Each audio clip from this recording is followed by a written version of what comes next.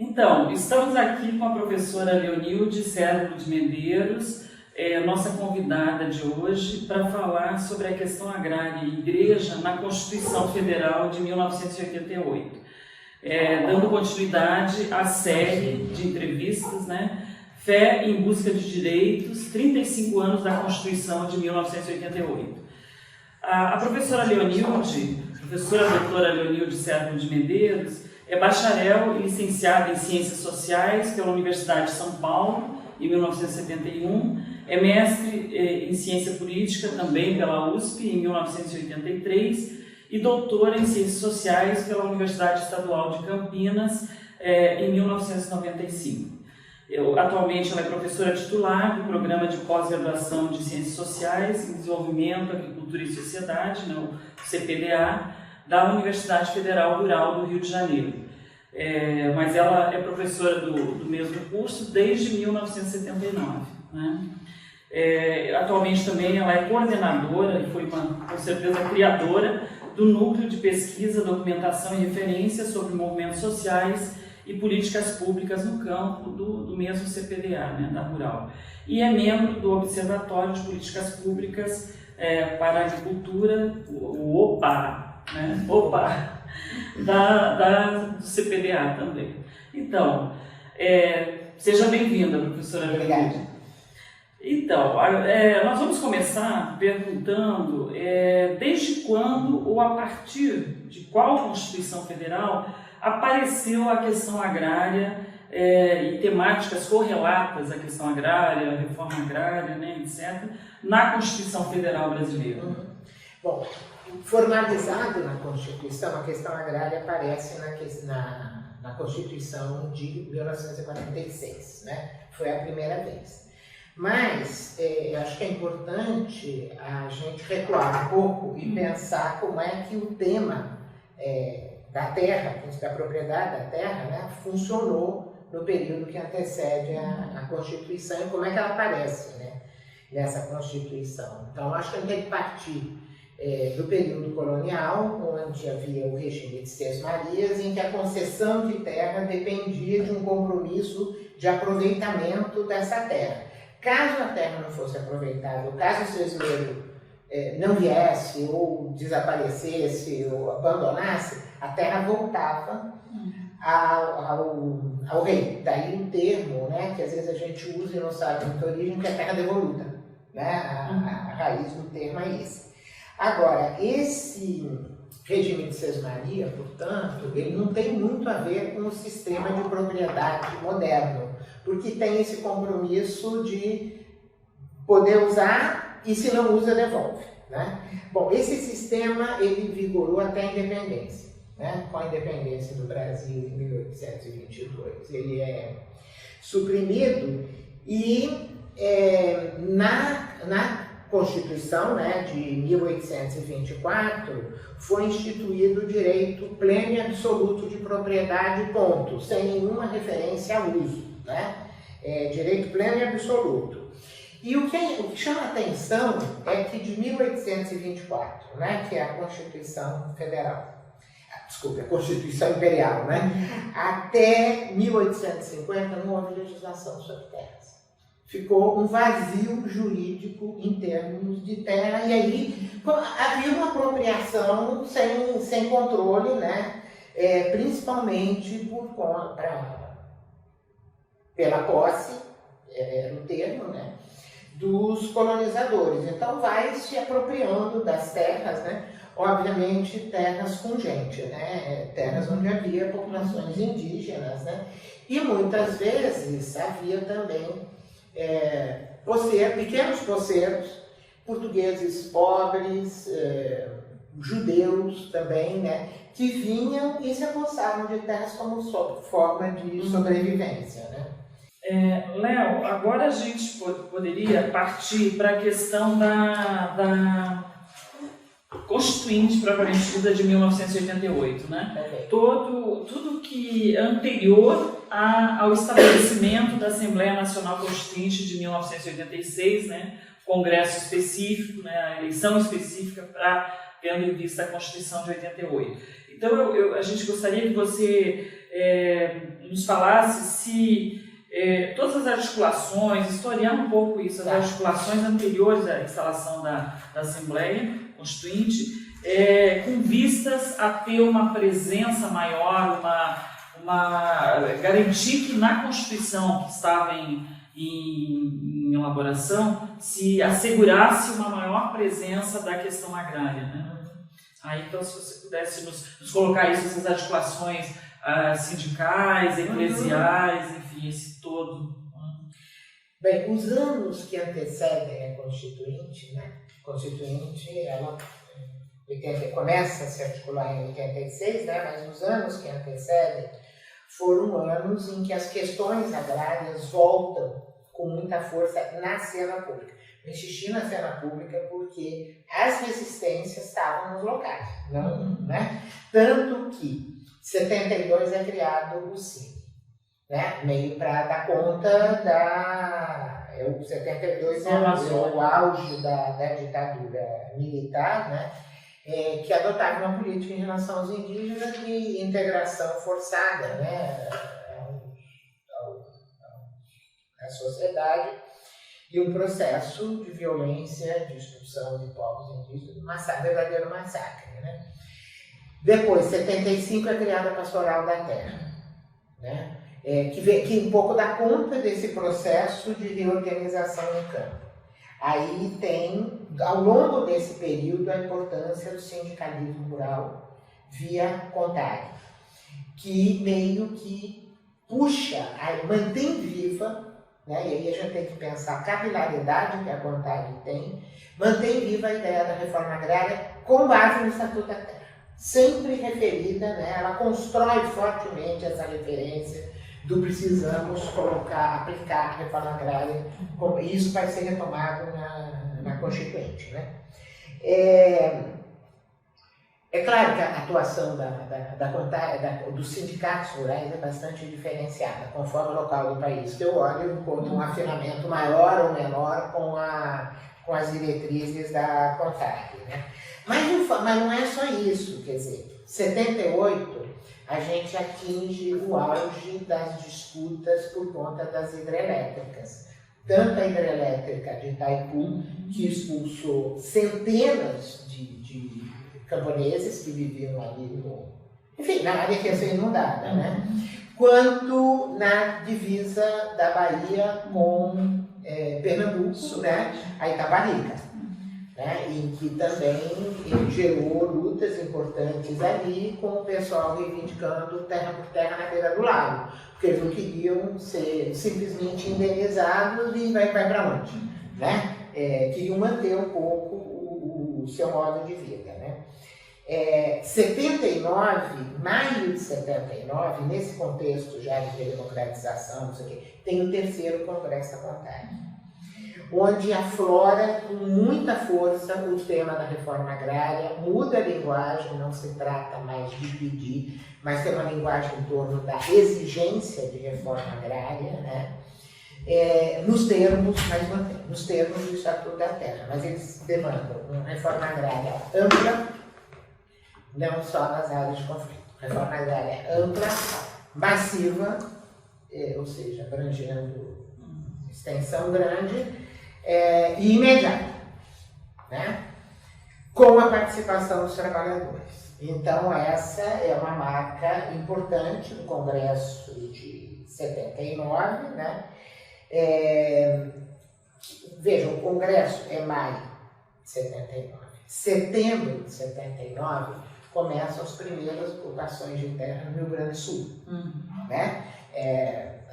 Macali e Brilhante, né? As duas fazendas ocupadas e que vão dar origem ao que em 84 surge como movimento dos trabalhadores sem terra, né?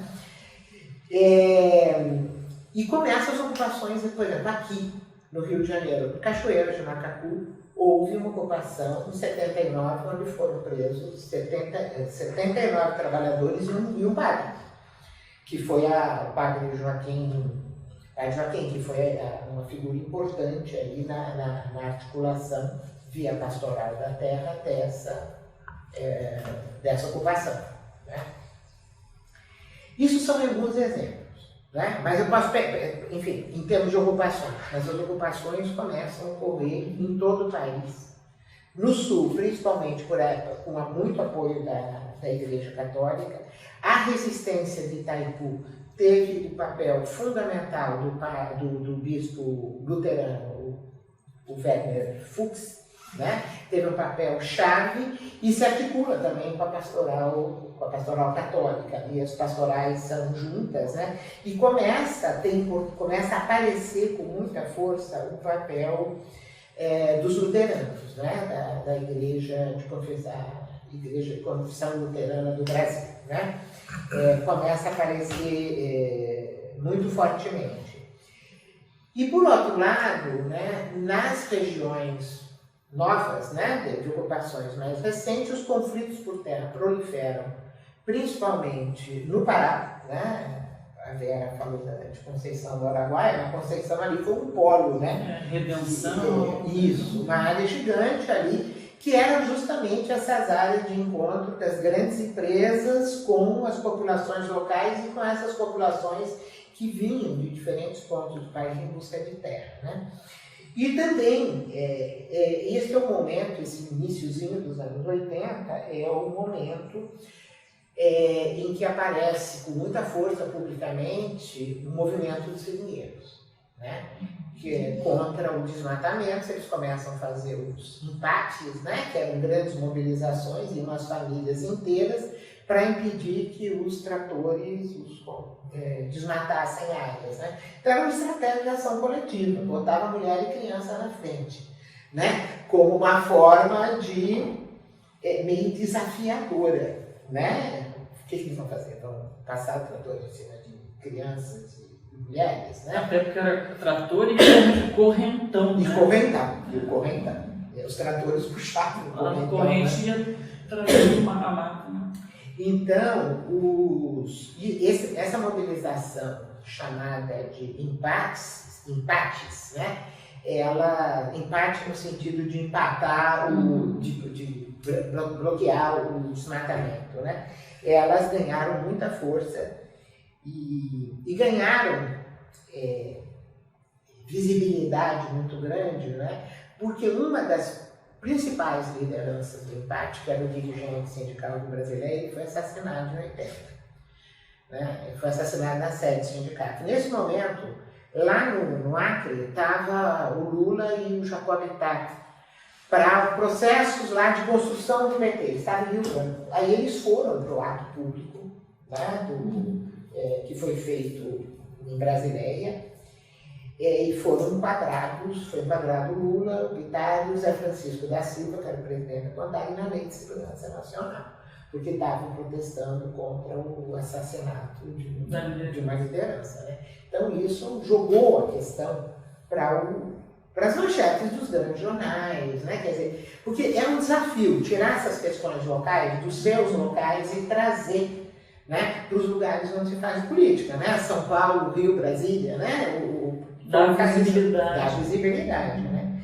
Bom, então, eu acho que esse momento foi um momento importante no sentido de fazer aflorar a questão agrária com as suas faces antigas e com as novas questões, que é essa, por exemplo, do desmatamento, né?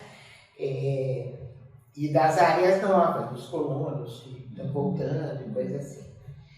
E nesse contexto finda o regime militar, né? Começa o governo chamado Nova República, começa o governo Sarney e começa com uma proposta de Plano Nacional de Reforma Agrária, né? Que é lançada no 5º Congresso da CONTAG, que foi em maio de 85. Né? Tudo muito simbólico, né? Muito cheio de simbolismo, essa proposta de plano ela é muito criticada, mas ela, de alguma maneira, ela radicaliza a proposta de Estatuto da Terra.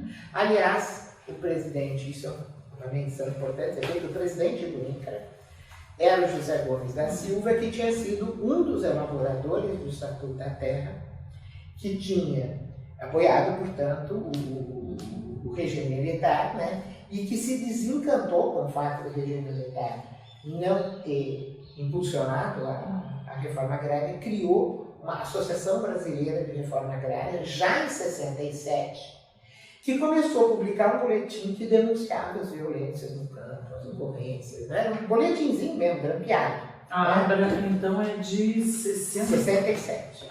67, né? E começou a fazer um boletimzinho, o boletim começou a ser publicado, acho que em 71. É um boletimzinho grampeado, né? Isso aqui. Mimeógrafo.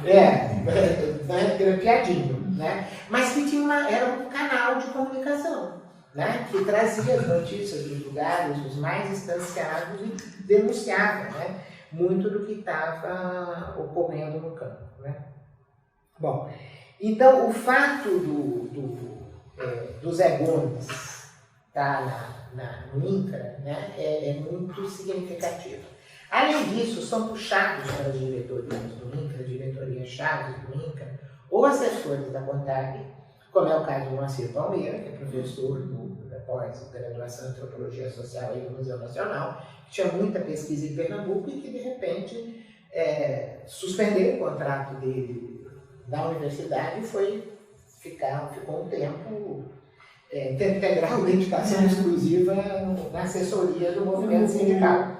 O José Gomes da Silva, que a falou, presidente do INCRA, é o pai do José Graziano da Silva. Isso. Que foi o representante do Brasil na FAO, mais recentemente, é professor da Unicamp, da economia da Unicamp. Isso. Então, começa a ter uma articulação importante aí, onde a questão da reforma agrária está no centro, né, dos debates. O Plano Nacional de Reforma Agrária começa a ser meio que desmontado. Tinha uma proposta de assentar... o primeiro PNR. O primeiro PNR da Nova República. Tinha uma proposta de assentar 1.400.000 famílias no prazo de 5 anos. Foram assentadas no governo Sarney quase 90 mil. A diferença de números mostra um pouco que a oposição a qualquer medida de reforma agrária continuava muito forte, né? Só que a agricultura também tinha mudado, né? Aí não estava mais em discussão a questão, embora muitas vezes se falasse na questão da agricultura atrasada, latifúndio, etc. Mas o que emergia era essa agricultura modernizada, isso que a gente já poderia nesse momento chamar de agronegócio, né? Uma agricultura altamente tecnológica que se tornou um modelo de tecnologia na agricultura com apoio do Estado, né? Crédito fácil e barato, pesquisa. A Embrapa foi criada em 72, foi instrumento-chave dessa modernização, né? Por exemplo, como é que a soja foi parar no Cerrado? Né? O milagre se fez para tornar a soja, os cultivares de soja adaptáveis. Possível no Cerrado. Muita pesquisa de variedade de semente, pesquisa de solos, né? Quer dizer, E quase para e passo com a Embrapa, a Empresa Brasileira de Pesquisa Agropecuária, foi criado o sistema de extensão rural, a Embrater, Empresa Brasileira de Assistência Técnica e Extensão Rural, que vai criar as Emater, né? Nos estados. Nascem como algumas economia mista, algumas estaduais, né? Tem características ligeiramente diferenciadas de uma para outra, mas constitui uma grande rede para que os técnicos fizessem o que se chamava difusão de tecnologia. Esse termo na nossa área de agronomia e tal é caro, isso é caro porque tentar colocar o agricultor no pacote tecnológico, né? Está na cabeça dele que ele tem que entrar no pacote tecnológico. Pois é, então é nesse contexto um pouco, né, de uma agricultura altamente modernizada, mas é interessante também pensar isso, né? Quer dizer, é uma agricultura altamente modernizada, muito sulino, né? Nessas alturas, essa leva sulina, né, já eram efetivamente os empresários rurais sonhados pela modernização, pelo regime militar, mas que não tinham nenhum problema de usar na sua prática cotidiana os velhos hábitos dos antigos fazendeiros, né? Ou seja, violência, como grilagem de terra, violência como modus operandi, né? Descumprimento da legislação trabalhista. Por exemplo, no Congresso da CONTAG falava assim, 70% dos trabalhadores rurais assalariados não tinham carteira assinada, né? Ou seja, e o processo também dessa modernização levou a um processo de expulsão das pessoas do interior das propriedades, porque moderniza, não precisa mais tanta gente no interior das fazendas, né? Todo o processo de preparo do solo e de uso de insumos químicos, etc., faz o controle de pragas via esses insumos, não precisa mais tanto trabalhador. Então, são obrigados a sair, vão morar em pequenas cidades do interior e vão ser chamados na hora da colheita, né? É o famoso figura do boia fria, né?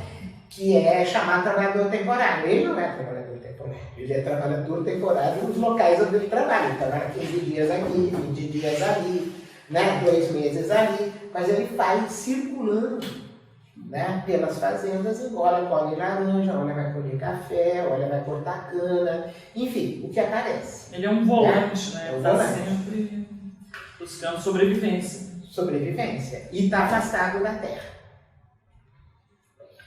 Léo, só reforçando um pouco essa questão que você já colocou aí, os elementos que caracterizam essa chamada modernização conservadora da agricultura ou da agropecuária, né? Que eu acho que você já deu aí os insights, né? O que caracteriza isso? Acho que só reforçar isso. Quer dizer, é uma modernização conservadora, tanto no sentido de que ela, como já foi dito, não respeita direitos trabalhistas, então mantém um pouco a lógica antiga, mas principalmente porque não tem a concentração fundiária. Todo o processo de ocupação das regiões novas é com base nas grandes unidades produtivas e que se mantém também nas regiões de ocupação antiga que se modernizam, né? Então a concentração fundiária mantém-se como problema. E nesse clima, né, de agitação política, de constituição do MST, do sindicalismo, que cobrando reforma agrária, etc., né, é que é convocada, primeiro começa o debate de tem que ter uma nova Constituição, né, que sinalize os novos tempos, e começa um debate em termos de uma Constituição exclusiva ou a Assembleia se torna Assembleia Constituinte, né? Acabou que a Assembleia se tornou Assembleia Constituinte, a ideia de comissão, Assembleia Exclusiva, né? Acabou perdendo força. Bom, mas o que é interessante pensar, né, é que em termos da questão agrária, primeiro há esse momento que precede a Constituinte, né, o momento das eleições, o momento um pouco anterior às eleições, etc., é um momento, como eu tentei mostrar, de grande mobilização no campo, né, mas também na cidade, né? Então se começa uma campanha nacional pela reforma agrária, né, para colher assinaturas, para defender a reforma agrária, né? São 1.200.000 assinaturas. Foi o tema que mais mobilizou. Um parêntese aí, porque aí tem uma gafe minha desses 1.200.000 assinaturas. Eu trabalhava há pouco na CPT Regional Goiás e me chamaram para ir para uma entrevista na Rádio Difusora, uma rádio católica de Goiânia. Uma entrevista não, um debate com um deputado constituinte de direita para a questão agrária. E aí eu vou e fluiu legal, um debate na rádio ao vivo. E lá pelas tantas eu soltei essa que a gente tinha conseguido reunir 120.000 assinaturas. Quando eu cheguei na CPT, o pessoal queria me matar, porque eu reduzia 10% do valor. Era tanta informação no debate ali acalorado, e era um deputado do PFL, se não me engano, era Balestra, acho que era Balestra, Roberto Balestra. E a tensão da coisa, na hora, eu sabia que tinha 1 e tinha 2, né? Mas reduzia 10%. Mas enfim, havia realmente uma grande mobilização sobre tudo quanto era canto, tinha banquinha. Exato, e chegou para entregar aqueles carrinhos cheios, não era virtual, era real. Papel. E assim como tinha da reforma agrária, tinha outras, da saúde. Tinha outras. Agora, enfim, começam a se formar, então, articulações, né? E eu acho que assim, uma das questões que interessa mais em vocês é um pouco como é que as igrejas estão aí. Né? Exato. E aí acho que tem uma coisa que é importante, como já no momento que se inicia o processo de redemocratização, né, já há um envolvimento das igrejas com as denúncias da violência, na ditadura, tortura. Né? Só para lembrar, né, o reverendo James Wright teve um papel importante na criação do Brasil Nunca Mais, né? Que recolheu um conjunto de processos aí da ditadura, né? Onde também teve um papel importante todo um grupo ligado ao Dom Evaristo Arnes, né? De São Paulo, que envolvia intelectuais e muitos advogados, né, que tiveram importância aí nesse debate da Constituinte. Estava o Plínio de Arruda Sampaio, o Dalari, o Hélio Bicudo, o Grinaldi, né, o Fábio Comparato, Zé Carlos Dias, enfim, tinha uma articulação aí muito importante desses grupos de advogados, né, com segmentos da igreja, e que isso foi importante um pouco também para impulsionar esse debate na Constituinte. Né? Acho que tem duas forças religiosas que vale a pena se destacar, que ganharam destaque, né, nesse processo. Primeiro, a CNBB, né? A Conferência Nacional dos Bispos do Brasil, numa Assembleia de 86 da própria CNBB, já assumiu as propostas dos trabalhadores rurais, ou seja, do Congresso de 85, né? É importante pensar essas articulações, né, em relação à questão da propriedade. Né? E da mesma maneira, né, a Congregação Luterana do Brasil nomeou uma equipe para tratar de reformas estruturais, defendendo aí uma Constituinte democrática, soberana, popular e participativa, né? Então, aí alguns documentos, né, em torno da participação dos evangélicos na Constituinte. Acho que o Centro Ecumênico de Documentação e Informação, o CED, teve um papel importante nisso, né? Inclusive para me preparar e lembrar bastante de coisa aqui, eu usei 2 dossiês que o Sérgio fez sobre a Constituinte, com N temas, né? E trazendo várias notícias locais, um documento assim, histórico fantástico para a gente fazer essa recuperação. Né? Da mesma maneira, além do Sérgio, o IBASE também teve um papel importante nesse processo, né? E a presença permanente aí do Fux, né? Que embora, porque tem uma questão dos luteranos serem muito no sul, tem a ver com a colonização alemã, etc. Né? Mas que ele consegue se projetar em torno trazendo vários temas, né? E chamando atenção para a importância da luta pela reforma agrária nas mãos dos trabalhadores. Né? Então, acho que aí são perspectivas, né, que se aproximam, né, e o próprio concílio da IECLB, né, em 82, teve como tema central Terra de Deus, Terra para Todos. Né?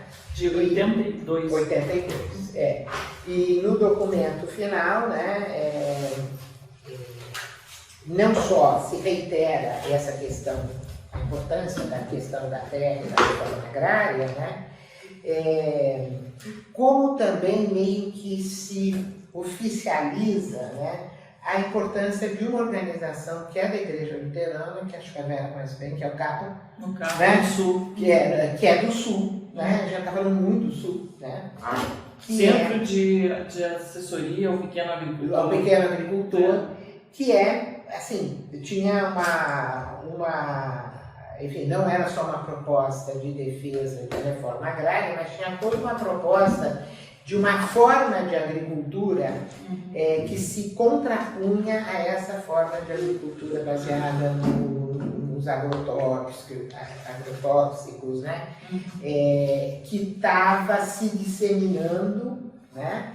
E que começa a gerar, não é o tema da nossa questão, mas é importante também pensar que os anos 80 vão ser o momento em que se dissemina a crítica a esse modelo da Revolução Verde, né? E que se começa a falar em agricultura alternativa. São vários tipos, né? Vários tipos, várias formas dessa agricultura, e acho que o CAPA teve um papel interessante, né? E importante no sentido de disseminar essas ideias de um novo modelo de agricultura, que vai dar depois a agricultura agroecológica, né? Ele perde esse vínculo com o CAPA, mas ele está ali na raiz disso, né? Bom, no processo constituinte propriamente, né, os evangélicos, acho que tinha, se não me engano, são 33 deputados, né? Mas na verdade isso não quer dizer muita coisa, porque a postura deles era muito diferenciada, a filiação partidária completamente diferenciada, né? Os que se destacaram pelo apoio às causas sociais, né? São os que vocês estão entrevistando nessa roda, né? A Benedita e o Lisânias Maciel, né? Que infelizmente, enfim, vai ser a família dele, né? Os filhos entrevistados, né? Mas enfim, por outro lado, é nessa constituinte que começa a se articular o que depois ia se chamar uma bancada evangélica, né? Articulando vários grupos, desde os protestantes históricos até os protestantes das igrejas pentecostais, né? Que enfim, são diferentes posturas, acho que não vale a pena, enfim, não precisamos entrar nisso, né? Mas o importante é que houve a adesão dos evangélicos na Constituinte, enquanto deputados, à questão agrária e as questões sociais mais amplas foram muito limitadas, né?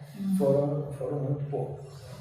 Aqui você marcou bem, né? O engajamento da CNBB e aí o seu braço da terra, a Comissão Pastoral da Terra, com certeza. E o próprio Cine, com certeza também. E o Cine, que tiveram exatamente. Um papel absolutamente central, né?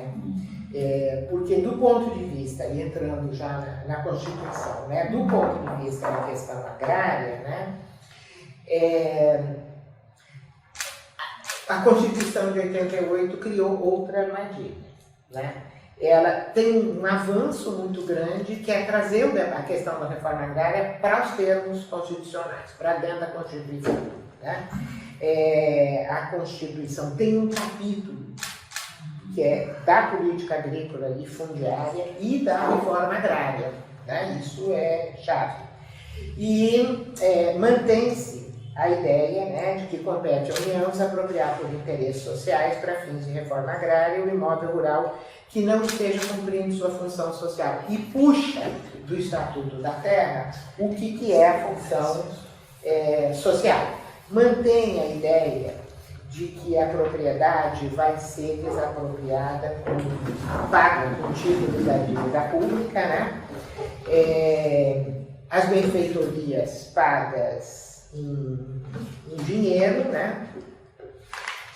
E a ideia de que, enfim, a função social é cumprida quando a propriedade atende simultaneamente os seguintes quesitos: o aproveitamento racional e adequado, a utilização adequada dos recursos naturais disponíveis e preservação do meio ambiente, a observância das disposições que regulam as relações de trabalho e a exploração que favoreça o bem-estar dos proprietários e dos trabalhadores, né? Estatuto da Terra, praticamente copiado. Porém, né, na Constituinte, né, a articulação dos proprietários fundiários foi muito forte. Né? Eles sempre tiveram um papel chave ali nas diferentes legislaturas. Né? Só que, pensando no anúncio de um Plano Nacional de Reforma Agrária em 85, que estava vigindo, né, na época dos debates constituintes, era ainda uma promessa nesse momento, né? Mas tinha lá a promessa de uma reforma agrária. Articula-se, surge uma nova articulação entre os proprietários de terra que não tinha pejo de falar abertamente da importância da violência. Né? Então, em 85, eu falei do Congresso Nacional dos Trabalhadores Rurais, onde foi anunciado o Plano de Reforma Agrária. Em 86, no próprio 85, 2 meses depois desse congresso, nesse contexto que as ocupações de terra estavam crescendo e os acampamentos, um segmento importante dos proprietários rurais faz um acampamento em Brasília. Né? Um acampamento, obviamente, não em barracas de lona preta, né? Eram vans, né? Mas um grande acampamento em Brasília. Né? Para quem não conhece, tem um filme do Beto Novaes, Os Rurais da CUT, em que tem mais ou menos uns 2 minutos de imagem desse acampamento. Né? É impressionante. Já nessa época se iniciaram os tratoraços? Não ainda? Foi pouco depois. Foi um pouco depois, né? Foi um pouco depois. Mas esse acampamento, foi nesse acampamento que se articula o que vai ser a grande força articuladora dos proprietários no Congresso Constituinte, que é a União Democrática Ruralista. Né? A UDR, que emerge com muita força a figura do Caiado. Né? Atual governador de Goiás. Família unipresidente. Não, mas é uma família tradicionalíssima de Goiás, né? Desde o século XVIII. Né? Mas, enfim, essa articulação da UDR, né, ela vai ser central para conseguir criar o que se constituiu na Constituinte chamado buraco negro, né? Ou seja, a dificuldade de chegar a uma votação, né? Impasses sucessivos, votações e votações, e que tem a ver com uma definição que é o avesso da ideia de função social e que se consegue entrar na Constituição como um artigo. Né? São insuscetíveis de desapropriação para fins de reforma agrária a pequena e média propriedade rural, que ainda não estavam definidas, o que era isso a legislação posterior vai definir, né? E a propriedade produtiva. Ou seja, cumprindo ou não a função social, a propriedade que é considerada produtiva, ela não é passível de desapropriação. Isso cria um grande nó na Constituição que permanece, né? Nada desse item, esse capítulo 3º da Constituição foi mudado até agora.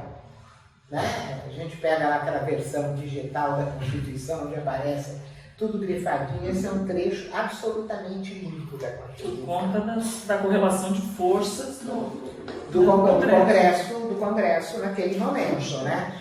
Mas é interessante pensar que essa correlação de forças ela se manteve pós-Congresso, porque não houve nenhuma mudança.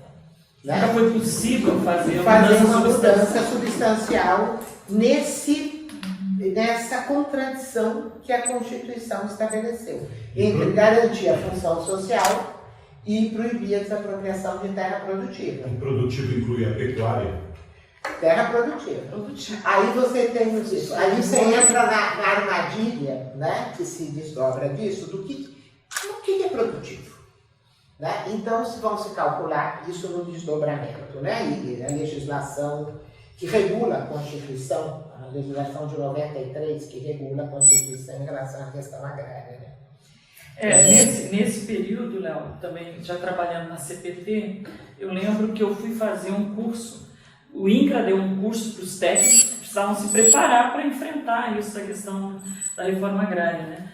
E aí, eu recém-chegado também na CPT, o pessoal conseguiu me colocar num curso do INCRA para exatamente para essa definição do que era propriedade produtiva.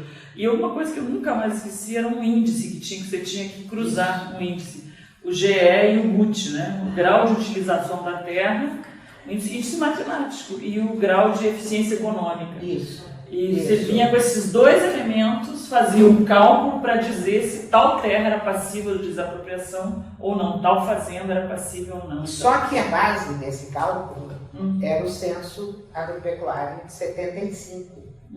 No momento em que a modernização estava dando os primeiros passos. Por esse cálculo, a propriedade ser produtiva não era custo. Né? Pensando assim no que, se você fosse mudar, atualizar os índices, seria outro quadro. Né? Em termos da pecuária, é a mesma coisa. Você tinha um cálculo de índice de cabeças por hectare. Né? E que era muito difícil desmontar isso. Né? Quer dizer, eu lembro que eu fui na comissão... Deu nó na cabeça dos técnicos. Deu nó. Caía sobre o técnico a responsabilidade de fazer a vistoria e estabelecer um laudo fazendo esses cálculos para cada, sei lá, cada item da propriedade, né, da fazenda. Exatamente. Professora Leonilde, então a gente mais ou menos se encaminhando para o final, né? Você acha que tem alguma questão que mereça menção, pensando esse longo período de vigência da nossa atual Constituição, né, esses 35 anos, de 1988 para cá até hoje, 2023, alguma alteração substancial que ocorreu, que foi possível ser feita nessa Constituição e que tenha incidido diretamente na questão agrária, facilitado essa questão, essa equação, né? Equacionamento da questão agrária brasileira? Bom, como eu disse, os termos da Constituição permanecem. Ou seja, propriedade, no fundamental aqui, propriedade produtiva não pode ser desapropriada. Mas é que você tem que pensar os desdobramentos disso, né? A pressão social.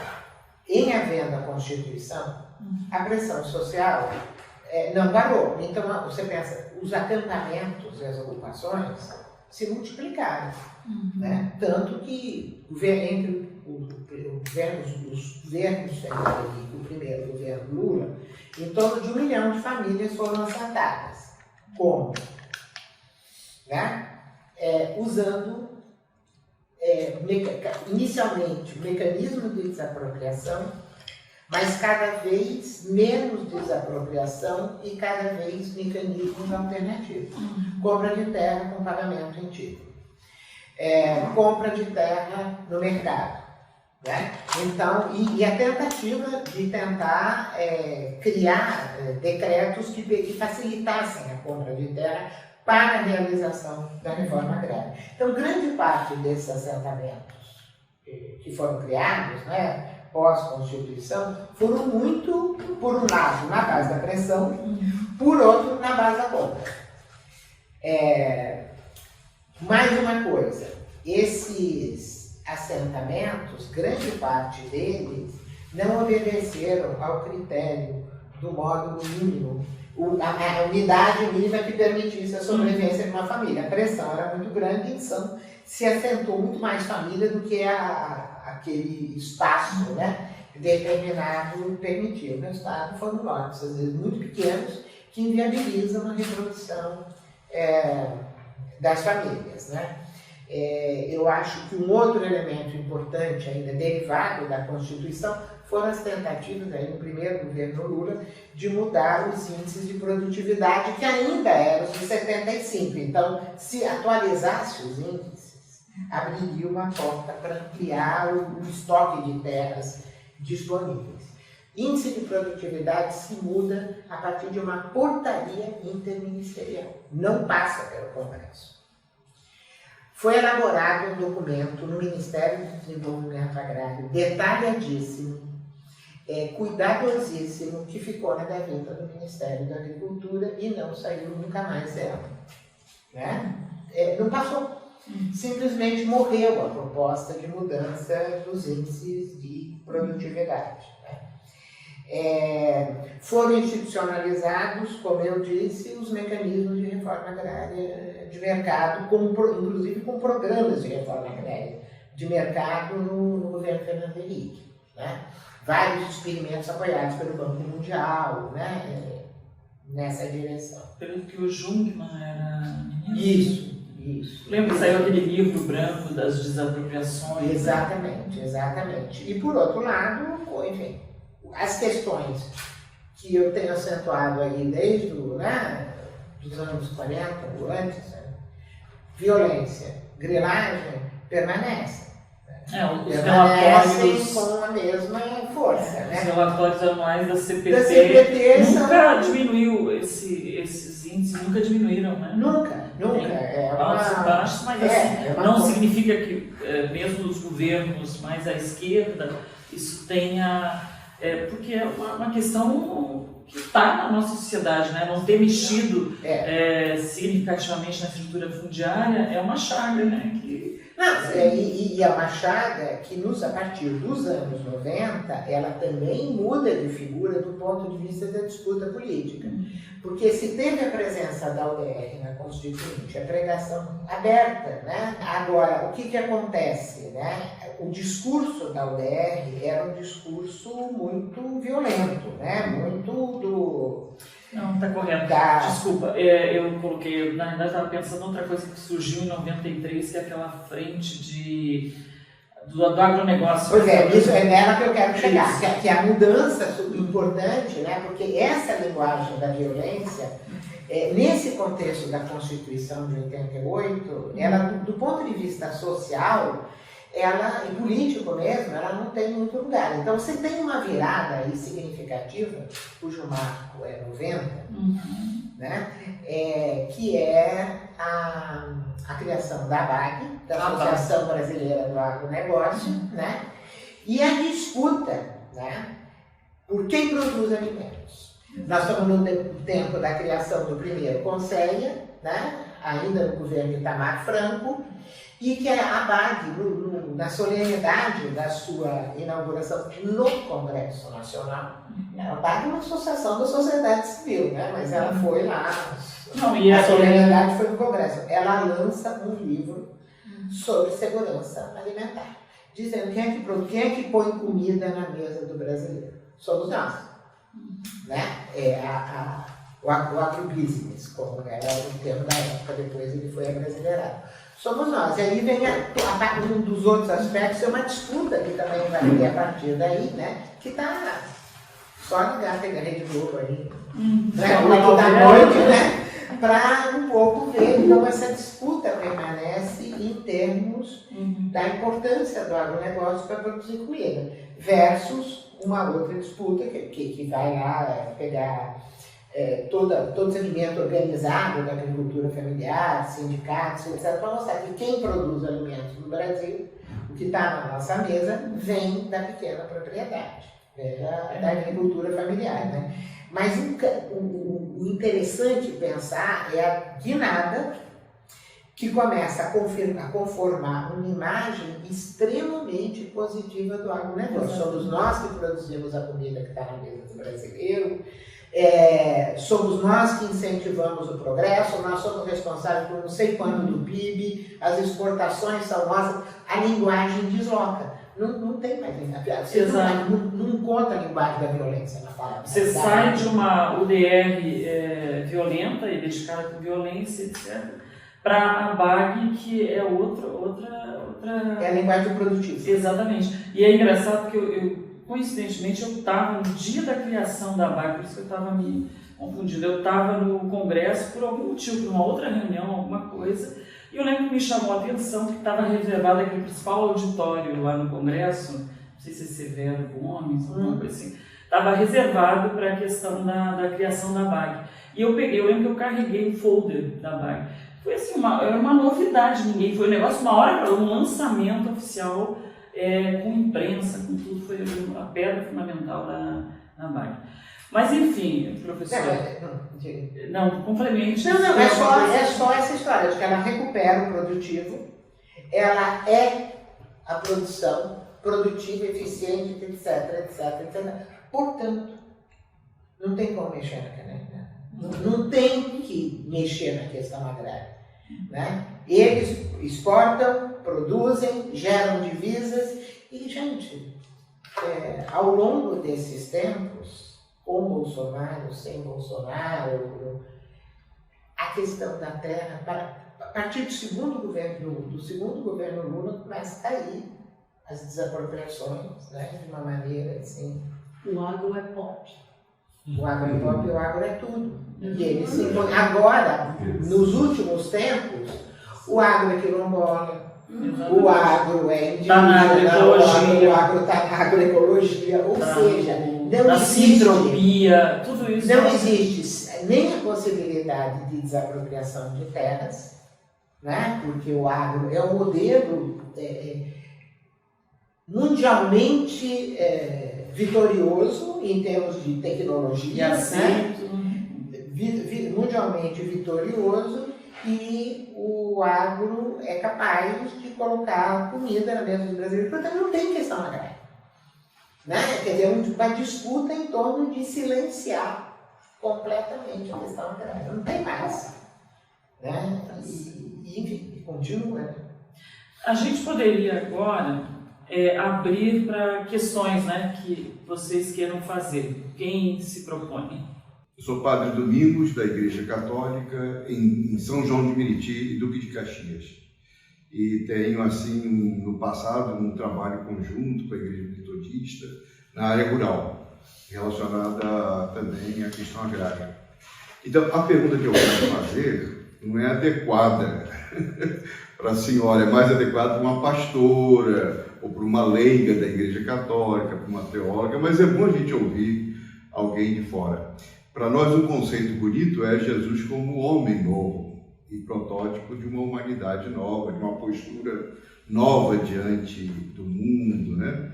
Então, eu queria perguntar à senhora se ainda há necessidade de as igrejas produzirem, a palavra não é muito boa não, né? Mas gerarem, germinarem homens e mulheres com uma postura, com uma certa sensibilidade para a questão agrária e que tenham uma postura favorável aos despossuídos, aos índios. Não, eu não tenho a menor dúvida a respeito. Né? Assim, pensando historicamente a importância que teve nos anos 70 essa releitura da Bíblia, né? Que foi um instrumento fundamental de construção de uma nova concepção de mundo, né? Que, enfim, ela é uma concepção que nasce no dia a dia das pessoas, né? É uma questão que tem que ter adesão das pessoas, não é uma questão de bandeira de partido, de bandeira de organização, ela tem que estar mesmo mergulhada no cotidiano. E eu acho que as igrejas têm um papel absolutamente central, né? Nessa difusão de novas concepções. No caso da Igreja Católica, disputando o terreno entre as suas próprias correntes, inclusive. Né? Eu acho isso extremamente importante e mais do que nunca é necessário, porque eu acho que se a gente for pensar a situação da questão agrária hoje, né, em que a gente tem, você falou de São João do Meriti e Duque de Caxias, são exemplos aí da periferia metropolitana, né, onde tem um processo de urbanização intenso, de violência intenso, que tem a ver com todo esse processo, né, de expropriação, de ruptura de modos de vida. A gente pode pensar isso na Baixada, mas a gente pode pensar isso no Brasil inteiro. Né? Então, acho que mais do que nunca isso é absolutamente fundamental. E acho que as igrejas têm realmente um papel central, porque acho que é uma disputa que está se fazendo também entre concepções de mundo, entre igrejas distintas. Né? Então, acho que é um outro campo de disputa política. Eu sou Magali Cunha, sou integrante do coletivo Memória Utopia e gostaria de ouvir um pouco mais sobre o papel do Movimento Sem Terra, do MST, neste processo que antecedeu a Constituinte e na Constituinte agora. Eu sei que é uma pergunta longa, é um período longo, mas se a gente puder ter assim uma ideia geral vai ser muito importante.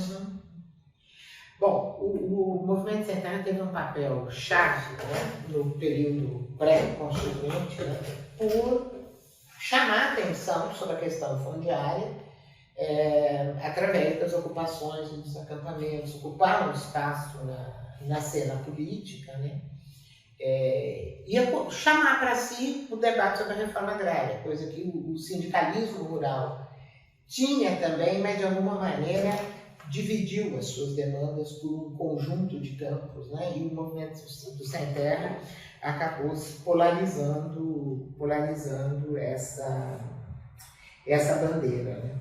Bom, foi fundamental, né, em termos de sensibilizar a sociedade para a questão agrária e de provocar a realização de um conjunto de assentamentos. E quando eu penso na Constituinte, embora o envolvimento das lideranças do Sem Terra na pressão da Constituinte não tenha sido uma coisa que chamasse muito a atenção, né, porque havia uma certa...